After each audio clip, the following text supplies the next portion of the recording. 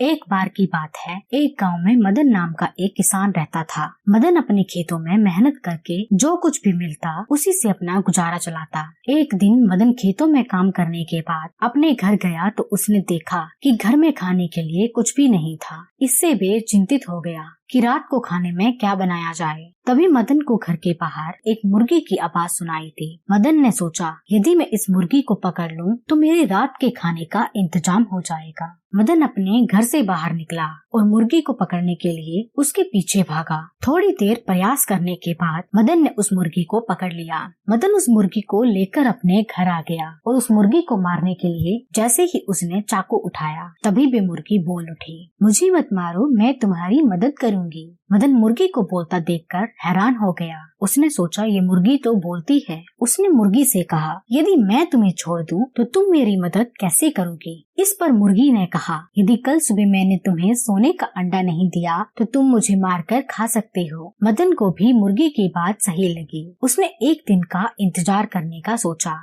मदन ने मुर्गी को पिंजरे में बंद कर दिया। इसके बाद मदन बिना खाना खाए ही सो गया। अगले दिन सुबह उठकर मदन ने सबसे पहले मुर्गी को देखा कि क्या उसने कहे अनुसार सोने का अंडा दिया भी है या नहीं। जब मदन ने मुर्गी को देखा तो मुर्गी ने पिंजरे में एक सोने का अंडा दिया था। मदन सोने का अंडा देखकर बहुत खुश हुआ। वे सोने का अंडा लेकर शहर चला गया और उसके लिए उचित ग्राहक ढूंढने लगा। कुछ समय बाद उसको सोने का खरीदार मिल गया और मदन ने सोने का अंडा उचित मूल्य में बेच दिया और अपने घर आ गया। अब मुर्गी रोज मदन को सोने का एक अंडा देती, जिसको मदन रोज शहर ले जाकर अच्छे दामों पर बेच देता। इससे मदन कुछ ही समय में बहुत अमीर हो गया। लेकिन अमीर होने के साथ साथ मदन और भी ज्यादा लालची हो गया। मदन अब सबसे अमीर व्यक्ति बनना चाहता था। एक दिन मदन सुबह उठकर मुर्गी के पास गया तो मुर्गी ने एक सोने का अंडा दिया था। मदन ने सोने का अंडा उठाकर कहा, बस एक ही सोने का अंडा? इस तरह रोज रोज एक एक सोने के अंडे का